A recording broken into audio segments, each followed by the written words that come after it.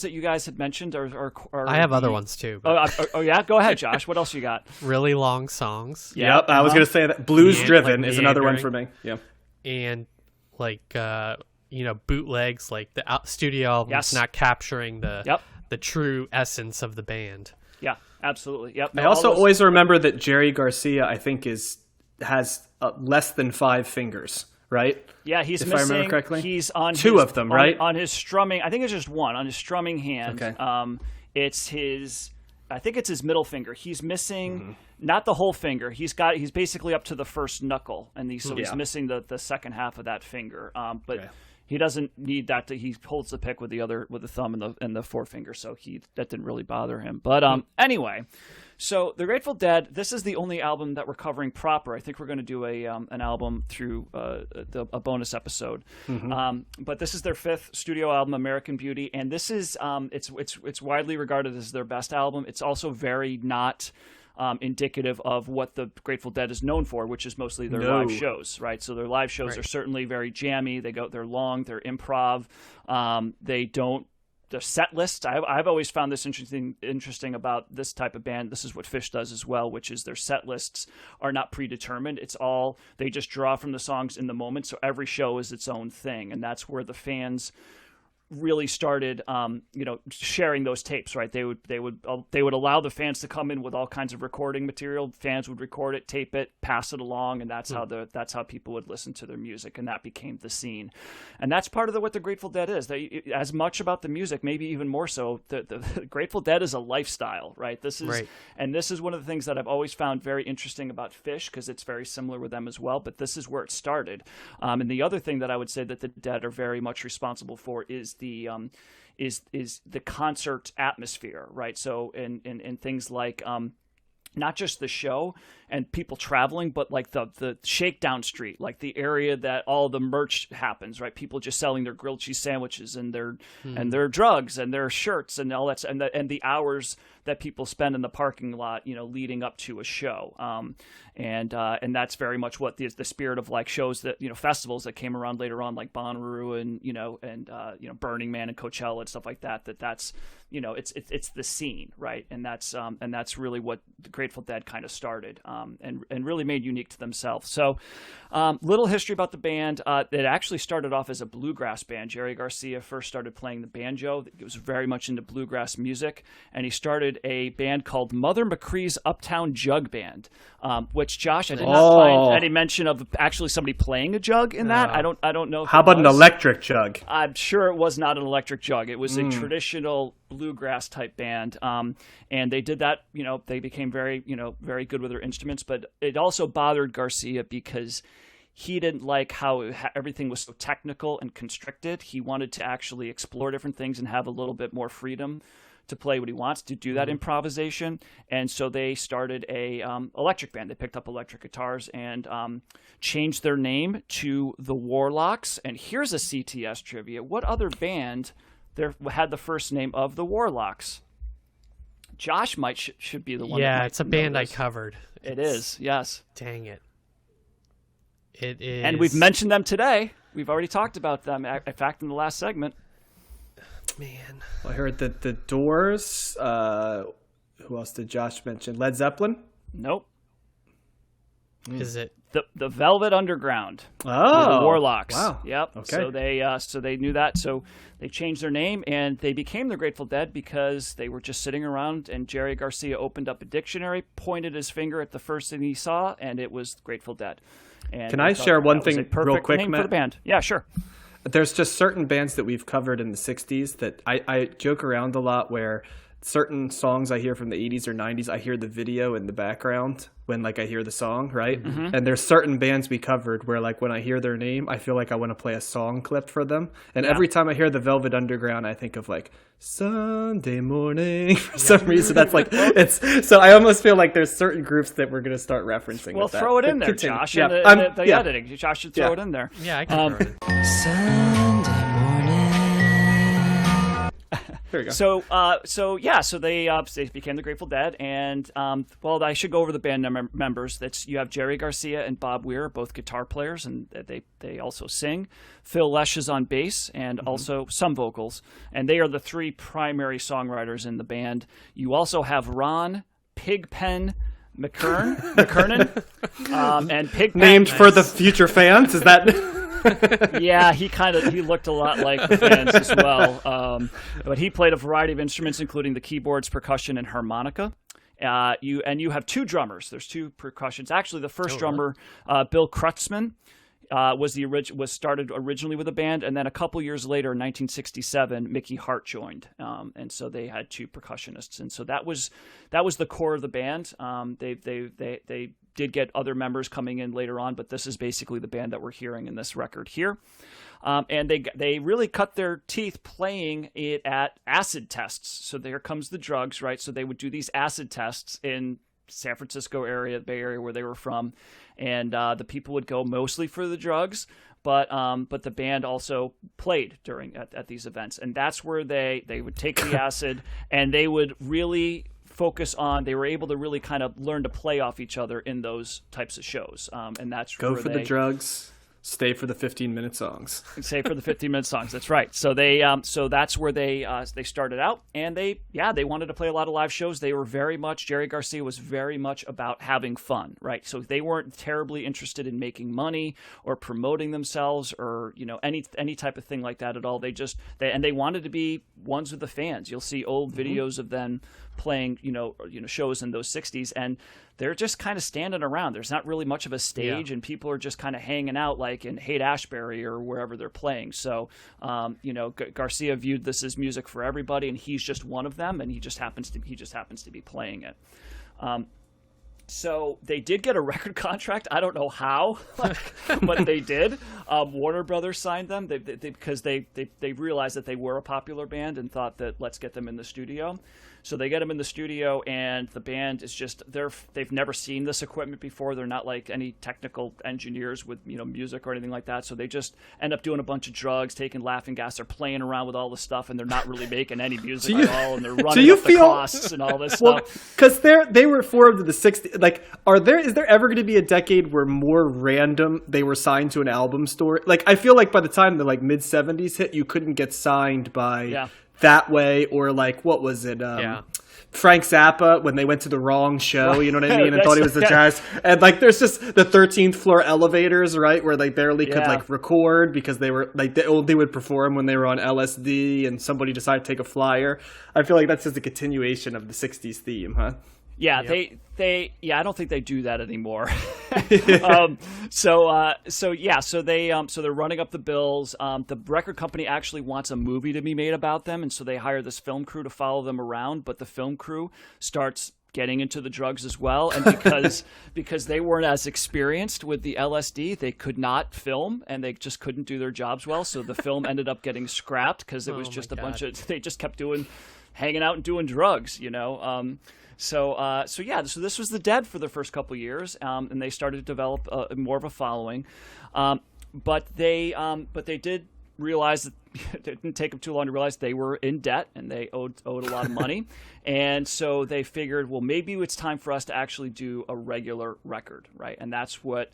Not just this album, but a couple of months before this album was released, they did another album called Working Man's Dead, and that's actually the other album that we're going to be covering when we do the bonus episodes. So both of these records they wanted to go into the studio and prove to themselves that if we focus on actually writing the songs and harmonies and melodies and stuff like that, we can write a pretty good album, and that's what you got with this. So there are those lush harmonies. You have relatively short songs. I mean, I think that they're kind of on the longer side of things, around the 5-minute marks. But there's no jamming here. That's a very straightforward record. Right. Very country blues, bluegrass, stuff like that. Actually, I would probably go back and say, as we were talking in one of our last episodes about what Graham Parsons and the Byrds and Burrito Brothers and what country rock really is. This is more to me what that fusion of country and rock, much more so than what Graham Parsons was doing. So, yeah, so this was the album that they came up with. The harmonies, Krautzman thought that the harmonies really came from the inspiration of actually Crosby, Stills, and Nash. And although Crosby later on refuted that, saying they knew how to harmonize before us, they actually just we did hang out with them a lot, but they knew what they were doing already. They just had to actually focus in and do it. So. So I think I can stop right there, but that's essentially what you're getting with this record. Like I said, it is their highest ranked record, and I think I know how. Well, I don't know how John feels about this. Why don't we? Who do I want to start with? Let's start with John. We'll start with you. What do you think of American Beauty by the Grateful Dead? I think my first thought was, I was like, wow, we're doing 2 Crosby, Stills, Nash and Young albums, because it's amazing how much this sounds like a Crosby, Stills, and Nash, or Crosby, Stills, Nash, and Young. Probably more Crosby, Stills, and Nash, to be quite honest, because the Young part is what's different. Well, I won't get ahead of that, but that's kind of what it is. But and I'm almost certain they ran in similar circles, would be my guess. Knowing David Crosby's lifestyle and knowing the Grateful Dead's lifestyle, I can't help but think that they either ran across each other in a sex mansion or something like that along the way. But this was not a bad album. I can't say I love it, because I always think of the Grateful Dead are hookless for me. And so to me, if you're going to be hookless, I need it to be a really interesting song if you're going to be doing it over and over again. And I think after, and I mentioned before that the Byrds are kind of hookless at times, but I kind of was picking up what they were putting down a little bit more than the Grateful Dead. Now, with that being said, the blues-driven rock and the guitar playing was solid. And as much like with Phish, when I listened to their studio albums, even though hardcore Phish and Grateful Dead fans would hate me for saying this, including those that are friends with me, so I apologize to those that may be listening. But I do like their albums more than I like the live experience. Because it refines what I like, what's good about them, and cuts out a lot of the excess, which I do not connect as much with. So, I'll expand on that down the road. But I think it's a good blues album, guitar album. It's very much a continuation of what like a Crosby, Stills, Nash were doing, as well as even like what Simon and Garfunkel were doing a little bit in terms of the harmonies. I know not universally across all their albums, but this one seemed to capture that. Yeah. So if you thought I was going to say I hate this album, Matt, I did not hate this album. That's why I hesitated, because it's not a traditional, it's not a jam band album. Right. Yeah, this actually marks the first time I've ever heard this. I've heard songs on this album, like Truckin' and stuff before, but I haven't heard the whole album and a couple of the other songs. But I haven't heard this whole album in total, and I haven't heard Working Man's Dead entirely either. So I'll be interested to do that. But yeah, it was certainly pleasant enough, and I would say right in the middle in terms of how I feel about it. All right, and just to say, because I didn't pick any of or you didn't pick the big songs from this, but this has "Friend of the Devil" and "Truckin'," and "Truckin'" was their biggest hit until they did "Touch of Grey" in the '80s, and that one actually I think that one cracked the top 10, which sounds nothing like the Grateful Dead of the rest of the period, as every Grateful Dead fan on Earth will make sure to let you know. Well, and on "Working Man's Dead," you've got like Casey Jones is on that. That's what I always think. Casey Jones is the second. I think of that as their Yeah, there's another big hit on that as well. But so Josh, what about you? Yeah, I'm so glad you did that free association, because I have a lot of those words written down: lifestyle, legacy, culture, things like that. So it was hard. That was one of the big things about the Grateful Dead. It's hard for me to separate those thoughts with the actual music, and I'm glad we listened to this album, because I didn't hate this album. I thought it was pretty solid, actually. Now, if the live shows are nothing like this, I'm probably going to hate the live shows if they, if I ever saw a Grateful Dead show or went back in time or whatever. Well, they play a lot of these songs in the live shows. That's the thing, Yeah, but if they stretch them out. But they stretch them out 17 more minutes. That's the difference. Yes, they do. Yes. If you hear that, Josh, and you're like, sounds awesome, then you'll like it. If you hear that and you're like, then there you go. And John, it's not like that when they stretch it out, it's not like they're throwing those hooks in at those times. You know what I mean? Right? No, the opposite. Yeah. Right. They can play the same guitar riff for 6 minutes. Is the first thing I've always noticed about the Grateful Dead, that their commitment to one note is amazing. and I liked it because they clearly have talent, right? I loved the harmonizing is really good. It's good that they have, 3 musicians who can harmonize. Not one band can hardly have one musician that can sing sometimes. So it's nice that they have all 3, and I think on this album, some of them take lead on different songs, which kind of mixes it up, and I appreciate that. I like all of the guitar that they throw in. It feels like they play different types of guitar, and they kind of jam on guitar harder than you would think at times. Like I noticed that in Trucking they do that, and there's some different other songs that do that as well. Like Friend of the Devil has multiple guitars on it, and so they have this interesting blend of the country, like you said, some folky like bluegrass playing, and a little bit of rock thrown in. And I think they also have this kind of signature sound where they do like a really fast twangy guitar or something in the background. I heard it on Sugar Magnolia, and that whatever that sound is, it's hard for me to describe. It's probably a slide guitar, because they use that a lot. Yeah, yep. And that will come up a little bit later in my segment. But I think I must associate that sound with the Grateful Dead as well, because I picked up that was like it was kind of like a touchstone for me when I was listening to it. And and they throw piano in songs too, which is nice. Broke Down Palace, they did that. And the other thing I liked was that they just, well, let me back up, Matt. I think I liked like every other song on this album. It seemed like there was something that resonated with me on one thing, and then the next one I didn't like as much. I liked kind of the faster paced songs, No Surprise. I didn't like the ballady ones as much, but I think my favorite song is actually Ripple, which kind of contradicts that narrative.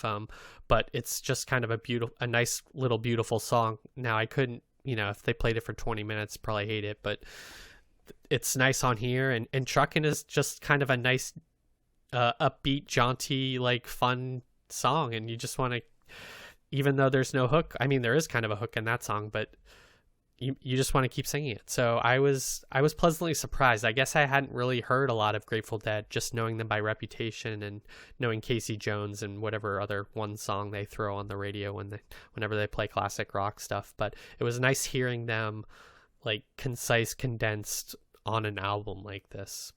So, kind of tentative, positive vibes from this album for me. Okay. All right. I suppose that's as good as I'm going to get from you guys, so I'll take it. I would say, and I knew obviously, I think I knew Boxer Rain, Friend of the Devil, and Truckin' really. And I do have a couple of like live albums that I'd like to listen to here and there, so I knew some of this, maybe some of the other stuff has come across my plate at one time or another, but I certainly didn't really know this album going into this. I got a guy who can help you with that, by the way, Matt. I'm sure. Yes. I love this record, and if this came out a year earlier, this would have cracked my top 10 of the 60s. Okay. This is great. This not is surprising right though. It does seem kind of right up your alley. It's so good, and you're right, John. I'd never thought of that, but there aren't really hooks here, and I usually like hooks, but I just think that this is done so well. I think that there's still really strong songwriting. I think the sound of everything, the production is really good. I think they're really doing an excellent job of melding that country, and there's bluegrass in here too, Josh. You're talking about like Friend of the Devil. There's mandolin in there, right? That's a very, bluegrassy sound. The harmonies, even though I love Fish, I will never say, oh, they're really good singers and they harmonize really well. Part of the joke about Fish is when they harmonize, it's kind of like, it's not very good, and they kind of know that too. But everybody's kind of. I always thought Fish was like if you took the Grateful Dead and took out all the stuff that the Grateful Dead was good at. Yeah, and Fish never did an album like this to my, you know what I mean? Like, no. So this is like, I mean, it's exactly what it is for people like you guys who really aren't into the scene, the jam band stuff, like whatever. It shows that they were more than capable of crafting just a really really good album. I love the fast songs. I love the slow songs. Ripple is my favorite song on this record, and then it goes right down to Broke Down Palace, which just is a beautiful beautiful song. in the end of Ripple's kind of like I could see that song going on longer, because that's something I could see building even more than it does, because they throw in the chorus of people coming in. It's almost like an old spiritual where you're going to get more people kind of all singing together along with that. And I think it's just a beautiful melody. But it starts off, and you picked up on something, Josh, that's very true. You have a lot of different vocalists, and the first 4 songs, the lead vocalist is somebody different. You start off, Phil Lesh does Box of Rain, Friend of the Devil is Jerry Garcia, Sugar Magnolia is Bob Weir, and Operator is Pigpen. He gets a nice rare vocal there. And they were all I think they were all the main songwriters, and so they kind of did the Beatles thing there, where the main songwriter took the lead vocals. But it's a fun record. It's a very pretty record. It's like around 45 minutes, I think. And the more I listened to it, the more I liked it. It does have a little bit of samey quality. I think that's something that Sherry said that she liked, but it all kind of just blends together. And I think I'm going to bring that up as that. I want to talk more about sameness maybe in a future episode about the essential question. But okay, yeah, but What? Go ahead, John. If you have. Well, I was going to say it actually one of my my hot take on the Grateful Dead has always been that I've appreciated their guitar playing always, and their singing. So as musicians, I as much as I joke, right, I've never thought they were not good musicians. I think for me, the structure of the songs was always a challenge for me, because there were no hooks ever. And that's one thing I noticed. I'm surprised you guys are like, oh, how about, because that to me, that's like a function of, that's why Touch of Grey is hilarious, because it's like the total opposite, like a 3.5 minute song with a strong hook, right, in it. But I also, the funny thing is, one of the things I liked about this album is I've really only ever heard these songs as seemingly 93-minute songs. Like Ripple, I was like, what, this song's 4 minutes and 8 seconds? I'm used to hearing this song go on for 16 minutes. And I'm not kidding either. Like, that's because, like you said, it's like a spiritual, and they play it as such, right? So when I think of like Ripple, I think of like a 12-minute version of it, not a lean 4 minute and 8 second version. And I can tell you, for me, the 4 minute 8 second version of Ripple, the 5 minute 7 second version of Truckin', the 3 minute and 20 second Sugar Magnolia, which was stunning. Once again, a song I never could have imagined would be 3 minutes and 20 seconds. That really added to these songs, because then the lack of the hook was not a problem. It's when you get that playing of the same part for 6 minutes on those songs that the lack of hook is a problem for me, right? If that makes sense. And that's when it becomes samey for me. And it's very understandable, and that's like that is the knock on not just the Dead, but this genre really, and jam bands in general, right? But yeah, as somebody that really appreciates it, and especially like, I mean, I haven't never saw the Dead, but I have seen Fish multiple times, and I love it, man. I love the shows, and it's like it's and I kind of stick out because I like to think of myself as slightly less, or maybe significantly less, of a dirty hippie than a lot of the people that you see at those shows. But it's a fun experience, and I gotta say, it's one of the cool things that I appreciate about that, and it also takes something away a little bit for me for other shows, because most other bands play the same set list. Like if you go to see a band and you look and you want to know what they're going to play, you can pretty much look up the set list, what they did the last couple of nights, and it's going to be the same thing, right? And maybe sometimes that's okay, because you want predictability. People want to hear the songs that they really like, and you maybe get excited about seeing what they're going to play. But there's something about just going to a show and everything is its own unique experience, and say what you want about the drugs and the scene and everything like that. It's just, as a music fan, of just what are they going to do? It's like it's that event is its own unique thing, and I think that that's certainly something that I wish more bands would do, is try to just draw more stuff instead of doing the same set list every night. I agree.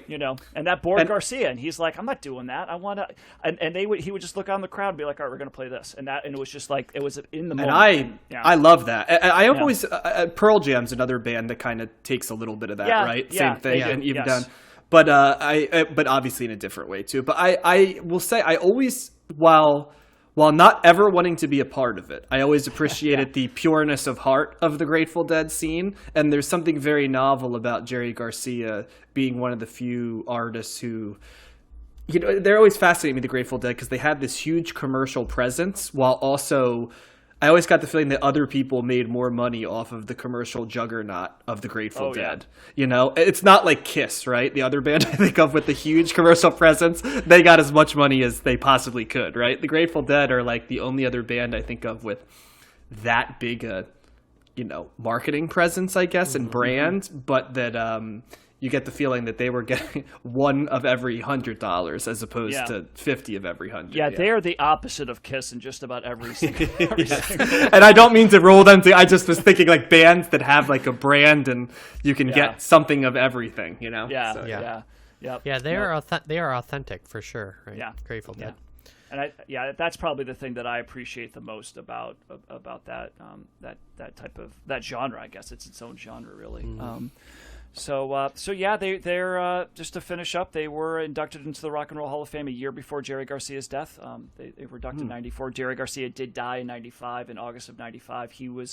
It's a very sad. I actually watched a documentary on them. It's on. It's a 6-parter. So. The long strange trip. Yeah, they don't even do documentaries short. They do those long too. So it's a 6-parter, but it's very cool. And I didn't know really anything about Jerry Garcia or their story at all before this week, and I really did like that. I really found Jerry Garcia to be a very likable person, but just also a very sad figure because he's one of these, he just played constantly, right? Even when the Dead took a hiatus, he would play with his band. He took drugs. He wasn't healthy at all. He strikes me as a huge hedonist.